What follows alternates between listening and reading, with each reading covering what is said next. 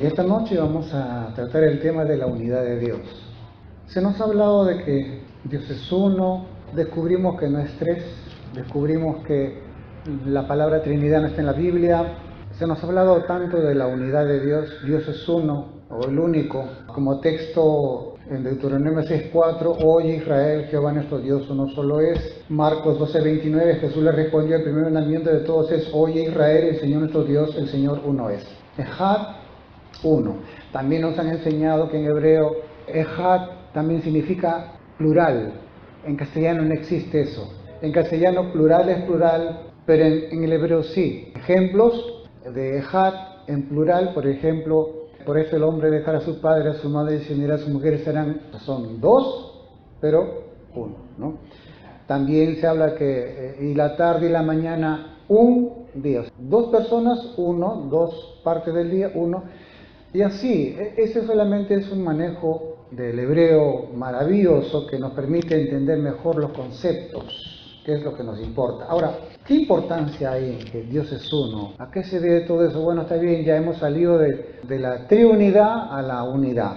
Dios no son tres, no es Padre, Hijo, Espíritu Santo. La Biblia habla en hebreo que Dios tiene 72 nombres, 72 características, cualidades. Así que el Padre, Hijo y Espíritu Santo faltan todavía 69 más. Así como la hermana es mamá, hija, abuela, nieta, sobrina, mujer, esposa, de igual manera también Dios tiene diferentes mamelucos, diferentes características en las cuales baja a la tierra o la crea, etc. Eso también está aclarado. Ahora el punto es que nos compete eso, ¿no? Y es mucho, ¿no, hermanos? El hermano del Señor, Jacobo o Santiago, en el capítulo 2, verso 19, dice: ¿tú crees que Dios es uno?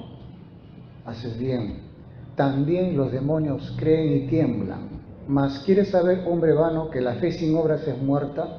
¿No fue justificado por las obras Abraham, nuestro padre, cuando ofreció a su hijo Isaac sobre el altar? ¿No ves que la fe actuó juntamente con sus obras y que la fe se perfeccionó en sus obras? Parece que el apóstol Pablo nos las pone un poco difícil, pero aunque a usted le parezca difícil, en realidad es lo más simple del mundo.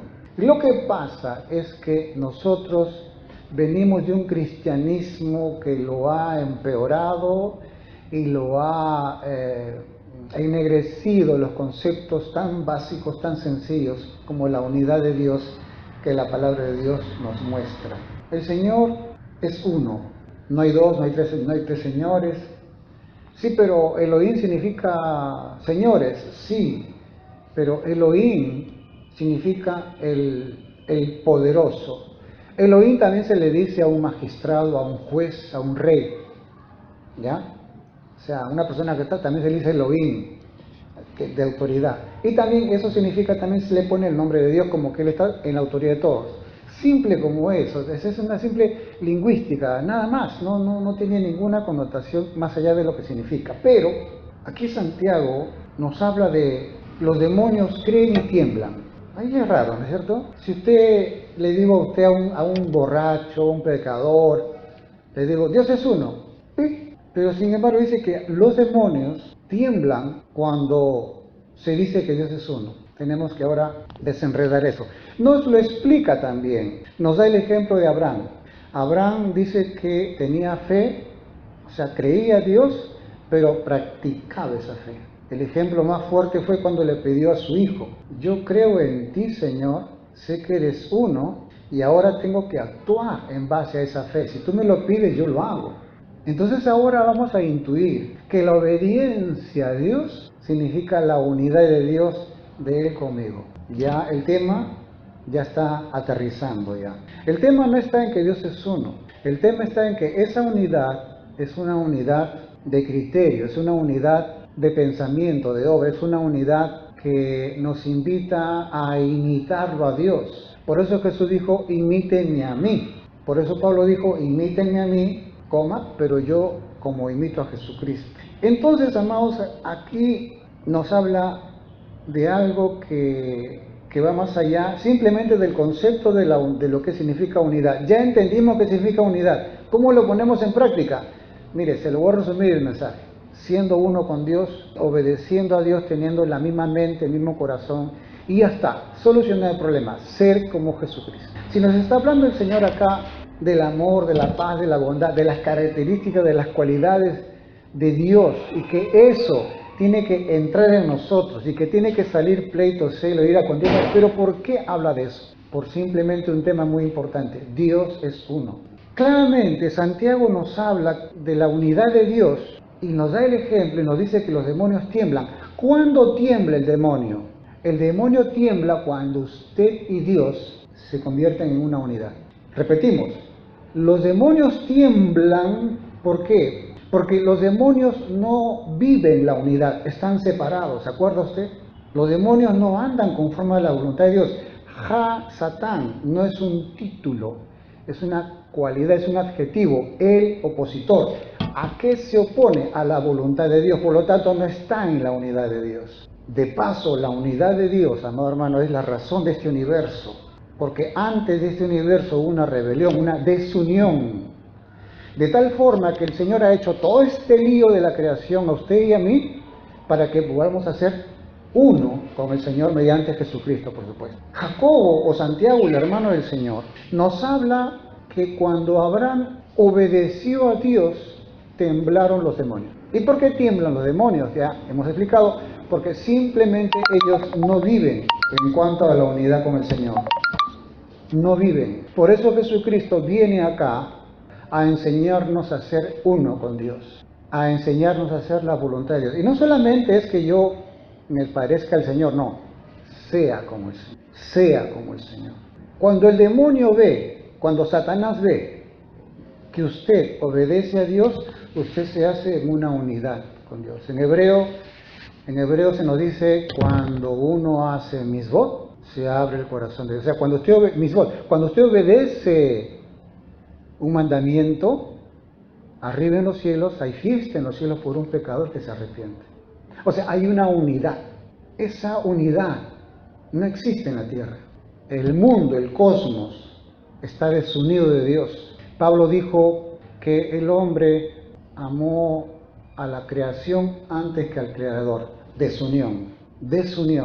Los judíos amaron más la palabra y Jesús les dijo: ustedes estudian, escarban las escrituras pensando en que ahí, en la escritura, tienen vida eterna, y sin embargo, esa escritura habla de mí, decía el Señor Jesucristo. O sea, los judíos tanto leen la Biblia, estudian, y está muy bien, pero se olvidan del objetivo principal. ¿Cuál es? La unidad de Dios. Lo querían encontrar en la escritura, y sin embargo la escritura menciona a Jesucristo, que con Jesucristo somos uno. Si yo me uno a Jesús, si le entrego mi corazón a Jesús, y permito que el Señor obre en mi vida, estoy haciendo la unidad de Dios. Y por eso es que el demonio tiembla, porque eso lo desarrolló, eso lo propagó y triunfó en eso. Logró que la humanidad, el hombre, no vive en unidad con Dios.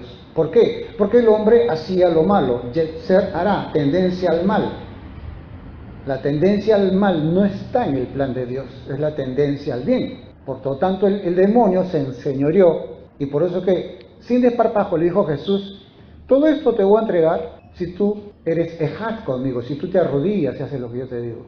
Es interesante cómo Jesús le dijo: al Señor tu Dios adorarás y a Él solo servirás. Ahí el demonio tuvo una revelación, porque estaba hablando con el mismo Dios, el Verbo hecho carne, y al instante se fue. Pero el demonio es tonto. Lo ve a Jesús, un joven de 30 años, y me lo voy a almorzar. Y empezó a hacer toda la jugada para ir en contra de Jesús. Y no se daba cuenta que Jesús le dijo: al Señor tu Dios adorarás y a Él solo servirás. Y todo eso que se hacía contra Jesús fue para que se cumpla la muerte y resurrección del Señor. O sea, hasta el demonio, sin que se dé cuenta, obedece a Dios. ¿Por qué? Porque al final todos vamos a terminar en una unidad con Dios. Santiago dice: Abraham tenía su manera de pensar. Abraham era un científico, Abraham era un Einstein de su tiempo. Abraham tenía ese don, gesed, bondad, pero también tenía sabiduría, conocimiento. En otras palabras, Abraham era como Adán, tenía discernimiento propio, sabía demasiado. Pero todo ese conocimiento de Abraham, que Dios se lo dio, lo desarrolló para obedecer a Dios, para que se establezca un nivel de obediencia, para que mi yo, el yo de Abraham, sea el yo de Dios. Por eso es que cuando Dios le dijo, dame a tu hijo, sí, como no, por supuesto, en una unidad. ¿A qué extremo, no? Pero en una unidad. Y ahí es donde los demonios tiemblan. ¿Tú crees que Dios es uno, Ejad? Muy bien haces. También los demonios creen y tiemblan. La ironía que pone Santiago es que esto le está diciendo a los judíos. ¿Ustedes creen que Dios es uno? No, sí, Dios es uno, Él tiene control de todo. Todas las hojas de los árboles se caen por su poder, que hasta nuestros cabellos se caen, que por aquí, que por allá. Hasta ahí todo está bien. Todo el mundo habla de Dios, pero ¿qué implica esa unidad en nuestras vidas? Y aquí puedo estar, hermano, horas de horas hablando de la unidad de Dios, el significado, la parte hermenéutica, homiléptica, la parte, en fin, pero lo que nos importa en esta noche, amados hermanos, es entender qué tiene que ver conmigo la unidad de Dios. El apóstol Pablo a los Gálatas les habla cómo es que un gentil pagano no judío como Abraham se hizo uno con Dios. ¿En qué manera? ¿De qué manera? Y de qué manera la descendencia de Abraham, o sea, usted y yo somos gentiles. Si los gentiles son salvos es porque por Abraham, por la fe de Abraham. ¿Cómo se va a desarrollar para que usted y mí también venga esa bendición? En Gálatas 3:8 dice, y la Escritura, Pablo, a los Gálatas, previendo que Dios había de justificar por la fe a los gentiles, dio de antemano la buena nueva a Abraham, diciendo, acá me detengo un poquito, acá dicen que el Evangelio, la buena nueva, se dio en Jesucristo, ¿no? No, ya fue en el Antiguo Testamento ya. El Evangelio arranca en el Antiguo Testamento. Por eso dice acá, Dios había de justificar la fe a los gentiles, dio de antemano el Evangelium en el griego, el Evangelium o la buena nueva Abraham, diciendo, en ti serán benditas todas las naciones, de modo que los de la fe son bendecidos con el creyente Abraham. Y fíjese, le explica ya, para que en Cristo Jesús la bendición de Abraham alcanzara a los gentiles, a fin de que por la fe recibiésemos la promesa del Espíritu. Ahora bien, a Abraham fueron hechas las promesas y a su simiente. No dice a las simientes, como si hablase de muchos, sino como de uno, y a tu simiente, la cual es Cristo. Esto es un poquito complicado, lo que Pablo está diciendo, pero en el fondo lo que está diciendo es, mira, así como la fe que Abraham tuvo, y que la voluntad de Abraham se adhirió a la voluntad de Dios obedeciéndole, fue un gentil, no fue un judío. Así, de la misma manera, ahora los gentiles se van a hacer una unidad con Jesucristo, de tal manera que con Jesucristo ya son una unidad con Dios. ¿En qué? En obedecerle al Señor. Aquí no se trata, amado, de que, hermana, tiene usted que perdonar a su marido, pero que... No se trata de que tiene que perdonar porque su marido... No. Se trata de que usted y yo tenemos que ser una unidad de Dios. Pero usted no sabe lo que me ha hecho. Oiga, ¿Jesús perdonó? Sí. ¿Jesús qué te dice? Perdona. ¿Tú crees en la unidad? Perdona. La simiente, la semilla para los gentiles que iba a venir mediante Jesucristo, iba a ser que así como el gentil Abraham obedeció a Dios y se hizo una unidad con el Padre, de la misma manera ahora los gentiles se van a hacer una unidad con Dios mediante Jesucristo. ¿Cómo yo, siendo gentil, pagano, sin Dios, sin mandamientos, sin leyes, maldito, condenado al infierno, cómo yo voy a hacer una unidad mediante la obediencia a la palabra de Dios? Pero es que mi corazón no siente, es que yo no deseo, es que usted no sabe lo que he hecho, que por aquí, que por allá. Bueno, Jesús, ¿qué dijo? Señor, perdónalos, porque no saben. ¿A ti qué? ¿Te arañaron el orgullo? ¿A ti qué cosa? ¿Que te hincaron, te picaron, lloraste? A Jesús lo mataron, hijita. A Jesús lo mataron, sin razón, sin causa. Acá encontramos la raíz de la falta de unidad. ¿Cuál es? El ego, el orgullo. El ego se mata con la obediencia, con la práctica de la obediencia. Y renovando nuestra mente y toda la historia que usted ya sabe. Nuestro Señor Jesucristo, fíjese usted, hablando de la unidad de Dios, que no es un tema para entender, no, es algo que nos compete para obedecer. Es algo que nos compete tremendamente, porque fíjese usted, David, todos ellos decían, Señor, todo te obedece a ti. La naturaleza te obedece, los cielos te obedecen, el único que no te obedece es el corazón del hombre. ¿Quién está desunido?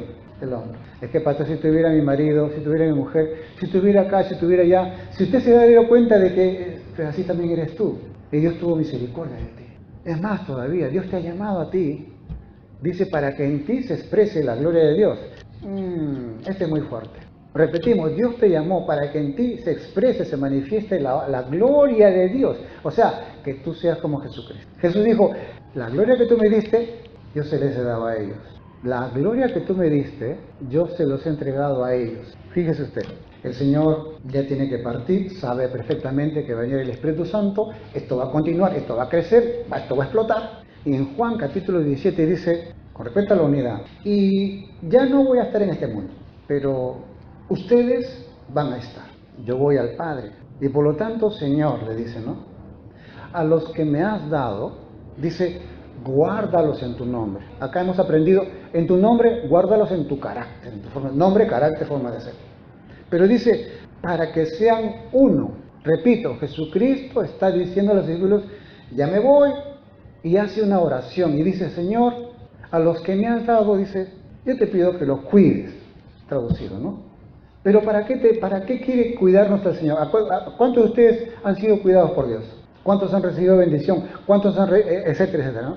Entonces, ¿pero para qué? Ay, el Señor me cuida. El Señor acá, sí, pero dice acá, te cuida ¿para qué? Para que seas uno. Para que seas uno, así como nosotros. O sea, Jesús y el Padre. Para que todos sean uno. Como tú, oh Padre, en mí y yo en ti, que también ellos sean uno en nosotros. Y aquí está la clave de la evangelización, por si acaso, para que vea usted el poder de la evangelización. La evangelización no consiste solamente en hablar, repartir, volar, no. Dice, para que el mundo crea que tú me enviaste. ¿Cómo va a creer el mundo de Jesucristo? Cuando usted y yo seamos una unidad. Se lo voy a repetir, para a lo mejor quizás no he entendido, no hay problema, yo se lo voy a repetir. Señor, me voy, pero esto se queda. Señor, a los que me diste, guárdalos en tu nombre, para que sean uno, así como nosotros, para que todos sean uno, todos seamos uno. Como tú, Padre, en mí y yo en ti, que también ellos sean uno en nosotros, para que el mundo crea que tú me enviaste. La clave de la evangelización es que la gente vea que usted y yo nos parecemos a quién, en una unidad a Jesús. Pero como dice, pero si os mordéis, si estás ahí, que se rajan, unos que están que se matan, ¿cómo el mundo va a creer en la unidad? ¿De qué manera el Señor hace una hermenéutica maravillosa que quiebra el concepto de lo que es la unidad para ponerle en una forma práctica, para ser uno con Jesucristo? Y dice acá, la gloria que me diste, ¿cuál fue la gloria que le dio el Padre a Jesucristo? Ser como el Padre. Felipe le dice, muéstranos al Padre. ¿Cuánto tiempo estoy con ustedes y me preguntas eso? El que me ve a mí, ve al Padre. Pero ¿qué vemos en Jesús? El carácter del Padre. Digo conmigo el carácter del Padre. Mi carácter, Dios. La gloria que me diste, el carácter del Padre en Jesucristo, yo les he dado para que sean uno, así como nosotros somos uno. Adán, antes de pecar, lo tenía todo, lo sabía todo, dijo, cuando se la presenta a Eva, ¿no? Entendió cómo fue sacada, ¿eh? Dice Génesis 2:23. Entonces Adán dijo, ella ahora es hueso de mis huesos, carne de mi carne. Será llamada varona, porque del varón fue tomado. Y da una sentencia a Adán. Adán era creador. Adán era el que ponía nombres, características, cualidades. Y Adán manda una cualidad para la familia. Dice, por tanto dejará el hombre a su padre y a su madre, y se unirá a su mujer y serán una sola persona. Pastor, pero mucha teoría, en la práctica, no, tranquila, se pone peor todavía en el Nuevo Testamento. Porque el apóstol Pablo, hablando con los efesios, y seguramente que Pablo, que para mi entendimiento, Pablo era casado, no era soltero, porque todo fariseo tenía que ser casado. Hay una historia paralela que se habla que la familia de Pablo lo abandonó porque se alocó Pablo y bueno, en fin, aunque sus hijos después se integraron ya en el siglo II. Pablo le preguntó a Jesús, ¿cómo es esto del matrimonio? ¿Cómo fue que Adán, que dijo que seremos una sola persona, si en la práctica parece que fuéramos dos enemigos? El Señor le explicó. Por eso Pablo a los Efesios le dice, las casadas estén sujetas a sus propios maridos como al Señor. Esto es una clásica frase teológica de los judíos que en pocas palabras te dicen mucho. ¿Pero por qué? Porque el marido es cabeza de la mujer así como Cristo es cabeza de la iglesia, la cual es su cuerpo y Él es su Salvador. Así que, como la iglesia está sujeta a Cristo, así también las casadas presten a sus propios maridos en todo. Pero acá viene la explicación. Las casadas estén sujetas a sus propios maridos como al Señor. Es una expresión que tenemos que remontarnos a la dialéctica judía para entenderlo. ¿Qué es lo que está diciendo Pablo ahí? Hermana, disculpe, pero si usted no se ha casado con el que tenía que casarse, ya tiene usted un gran problema. En el judaísmo se enseña, amados hermanos, que el matrimonio, antes de entrar a la tierra, eran un solo ser, un solo espíritu. Y que cuando bajan a la tierra, bajas a un cuerpo de mujer y bajas a un cuerpo de hombre, de tal manera que cuando se casan son una sola persona. En otras palabras, tú te casas con tu alma gemela. Pero tú después tienes el alma gemela, el alma gemela de Satanás. No, es al revés acá. Sí, es un problema cuando tú te casas con la persona que no tenías que haberte casado. Ese es un grave problema. Sí, aquí el apóstol Pablo nos habla que delicadísimo es con quién te casas. Y si te has casado con la persona equivocada, ora al Señor. Ora, clama, pide y sujétate al Señor, al esposo. ¿Por qué? Porque dice que la mujer predica al marido sin palabra por el testimonio de ella. O sea, si tú quieres que tu esposo, la chica creyente, el chico incrédulo, la hiciste larga, la única forma es tu testimonio, sin palabra. Es que, pastor, quiero que hable con mi marido, quiero que hable, pues no. La Biblia dice que la mujer cristiana, inverso además, ¿no? Que la mujer cristiana va a ganar a su marido por su testimonio, unidad, sin palabra todavía dice, ¿no? Qué importante es la unidad, amados hermanos. Y también, claro, lógicamente el esposo. El esposo debe amar a su esposa, así como Cristo amó a la iglesia. Entonces, por lo tanto, amado, Pablo dice, grande es este misterio. O sea, esto, en otras palabras, no todos lo pueden recibir. Por eso dice, yo digo respecto de Cristo y de la iglesia. Por lo demás, dice Pablo, cada uno de vosotros ame a su mujer como a sí mismo y la mujer respeta a su marido y no fregue. Ya tal, dice Pablo, tenía que predicar a los gentiles y cada cosa que se encontró Pablo, ¿no? En el judaísmo como que luchan mucho por esa unidad, ¿no? De la misma fe. Pero en el mundo gentil, Dios mío, hermano. Pero con todo, el Señor se glorifica. Con todo, el Señor sigue haciendo milagros. Ahora se va a entender cuando Pablo habla de la unidad del cuerpo de Cristo. Dice, solícitos en guardar la unidad del Espíritu, en el vínculo de la paz, un cuerpo, un espíritu, como fuiste también llamados a una misma esperanza de vuestra vocación, un Señor, una fe, un bautismo, un Dios y Padre de todos, el cual es sobre todos, por todos y para todos.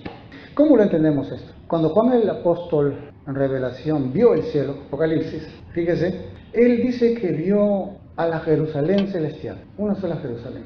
De aprovecho, la Jerusalén, el cielo, el seno de Abraham, el Edén, el paraíso, son sinónimos de lo mismo, el reino de los cielos. Porque simplemente en el reino de los cielos no va a entrar ninguna cosa inmunda. Y dice, y me llevó en el espíritu a un monte grande y alto. Y me mostró, monte grande y alto. Monte significa a las alturas, el cielo, ¿ya? Y me mostró la gran ciudad santa de Jerusalén, que descendía del cielo de Dios. Y mire lo que dice, y no vi en ella templo, porque el Señor Dios Todopoderoso es el templo de ella y el Cordero. No entrará en ella ninguna cosa inmunda o que hace abominación y mentira, sino solamente lo que están escritos en el libro de la vida del Cordero. Solícitos en guardar la unidad del Espíritu. ¿Qué significa? Que ser uno con Dios. ¿Cómo? ¿De qué manera? Obedeciéndole a Dios. Yo tengo mi carne, tengo mi ego, mi vanidad, mi orgullo y tantas cosas.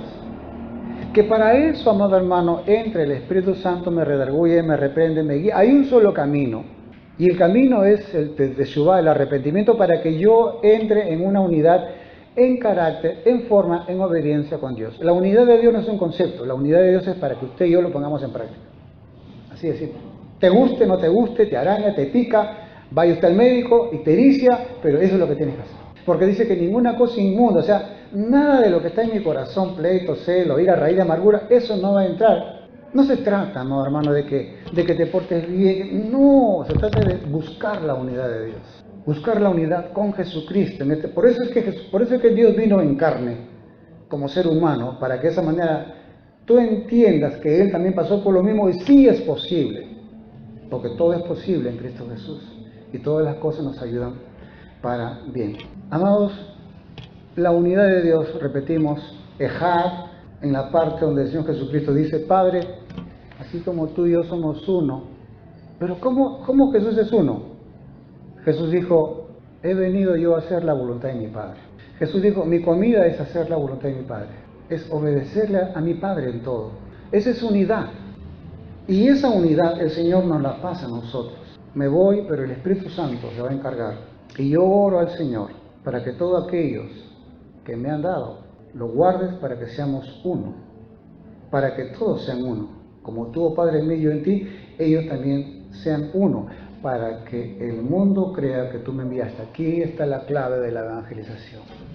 ¿Cuál es? Cuando usted y yo seamos uno. Es cuánto de unidad tengo yo con Dios mediante Jesucristo. Cuánto le entrego mi voluntad al Señor. Y la Biblia está llena de ejemplos, como nos da Santiago, ¿no? Abraham tuvo ese problema. Lo que más quiso, lo que más anheló, el Señor dijo, entrégamelo. Te lo entrego, Señor. Esa es unidad. ¿Cuánto tiene problemas para obedecer a Dios? Bienvenido al club. Todos lo tenemos. Vamos a ponernos de pie, vamos a darle gracias a Dios.